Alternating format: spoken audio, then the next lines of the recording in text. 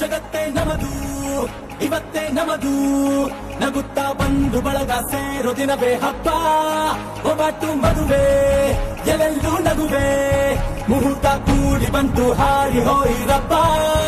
ಬ್ರಹ್ಮ ವರವಾಗಿ ನಮಗೆ ನಿನ್ನ ನೀಡಿದ ನಮ್ಮ ಯುವರಾಜ ನೀನೆ ಎಂದು ಹೇಳಿದ ಶುರುವಾಯ್ತು ಗಟ್ಟಿ ಮೇಳ ಸಡಗರದ ಹಾಸ್ಯ ಲಾಸ್ಯ ಆರಂಭ ಊರೆಲ್ಲ ಚಪ್ಪರ